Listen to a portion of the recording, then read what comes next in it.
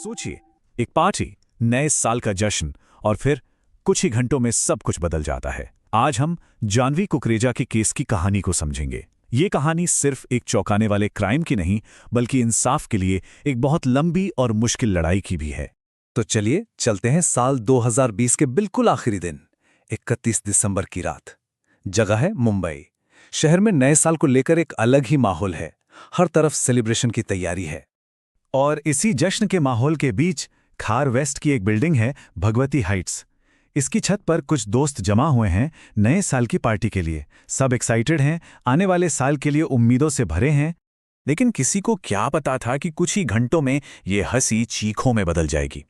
उसी बिल्डिंग की सीढ़ियों पर वो जश्न का माहौल एक बेहद खौफनाक मंजर में तब्दील हो जाता है। ये एक ऐसा पल था जिसके बाद सब कुछ हमेशा के लिए बदल गया।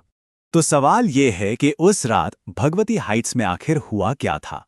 चलिए कहानी की शुरुआत करते हैं उस पार्टी से जो एक भयानक धोखे में बदल गई। सबसे पहले जानते हैं जानवी कुकरेजा के बारे में। जानवी सिर्फ एक नाम नहीं है, वो एक 19 साल की लड़की थी। साइकोलॉजी की स्टूडेंट, जय हिंद कॉलेज में पढ़ती थी। अपने परिवार वालों और दोस्तों के मुताबिक वो बहुत ही जिम्मेदार थीं, पढ़ाई में भी काफ़ी अच्छी थीं और अपनी उम्र के हिसाब से तो कहीं ज़्यादा समझदार। एक ब्राइट फ्यूचर उनके सामने था। उस रात पार्टी में जानवी अकेले नहीं थीं। उनके साथ दो ऐसे लोग थे जिन पर शायद वो सबसे ज्यादा यकीन करती थीं। उनकी बचपन की बेस्ट फ्रेंड दिया पाडलकर और एक बहुत करीबी दोस्त श्री जोगधानकर। ये रात यादगार तो होनी थी, पर अफसोस बिल्कुल गलत वजहों से। पार्टी चल रही थी और तभी जानवी ने कुछ ऐसा देखा जिससे उनके पैरों तले जमीन खिसक गई। प्रोसिक्यूशन का कहना है कि उन्होंने अपनी बेस्ट फ्रेंड दिया और करीबी दोस्त श्री को एक दूसरे के काफी करीब देखा, और यहीं से इसी धोखे के एहसास से उस रात की भयानक घटनाओं की शुरुआत हुई। अब सवाल ये उठता है कि एक कथित धोखे की बात इतनी भयानक हिंसा तक कैसे पहुंच गई। चलिए अब उस खौफनाक सिलसिले को देखते हैं जो उस बिल्डिंग की सीढ़ियों पर हुआ। पुलिस की इन्वेस्टिगेशन से जो कहानी सामने आई वो दिल दहला देने वाली है। सब कुछ 8th फ्लोर पर एक बहस से शुरू हुआ जो देखते ही देखते धक्कामुक्की में बदल गई। ये झगड़ा सीढ़ियों से नीचे आता गया।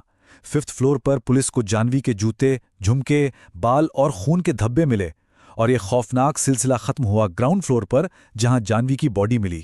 48, 48 ये सिर्फ एक नंबर नहीं है, ये जानवी के शरीर पर लगी चोटों की गिनती है। इसमें सिर की हड्डी टूटने जैसी जानलेवा चोटें भी शामिल थीं। ये नंबर उस रात हुई हैवानियत की गवाही देता है। तो इस भयानक वारदात के फौरन बाद क्या हुआ? चलिए अब सबूतों की कड़ियां जोड़ते हैं और देखते हैं कि इन्वेस्टिगेटर्स ने इस पजल को कैसे सॉल्व किया। नए साल की सुबह, और घटनाएं बहुत तेजी से घटती हैं। सुबह के 2:15 सीसीटीवी फुटेज में श्री जोगधनकर बिल्डिंग से बाहर निकलते दिखते हैं। उनकी शर्ट पर खून के धब्बे हैं और शरीर पर चोटें।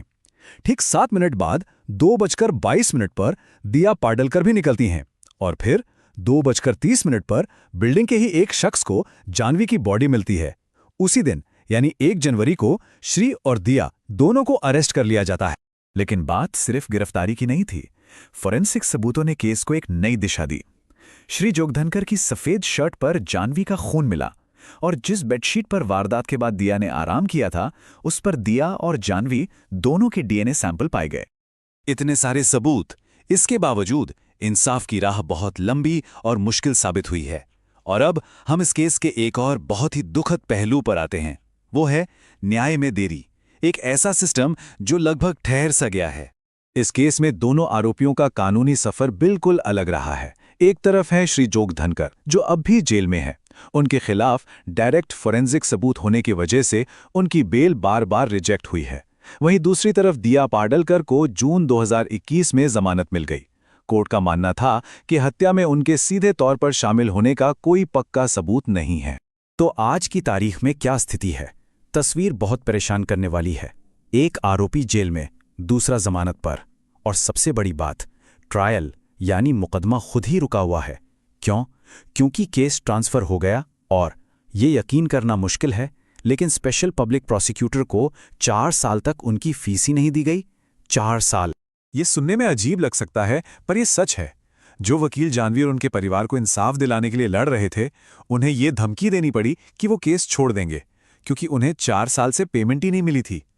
ये सिर्फ कोई क्लरिकल मिस्टेक नहीं है, ये उस पूरे सिस्टम पर सवाल खड़ा करता है जिसकी जिम्मेदारी इंसाफ देने की है। और इसीलिए जानवी कुकरेजा का केस सिर्फ एक जवान लड़की की दर्दनाक मौत की कहानी नहीं है, ये हमारे सिस्टम की खामियों की भी कहानी है। और ये केस हमारे सामने एक बहुत बड़ा सवाल छोड़कर जाता है कि जब इंसाफ मिलने का प्रोसेस ही रुक जाए तो फिर न्याय का मतलब क्या रह जाता है। ये वो सवाल है जिसका जवाब जानवी का परिवार और शायद हम सब आज भी ढूंढ रहे हैं।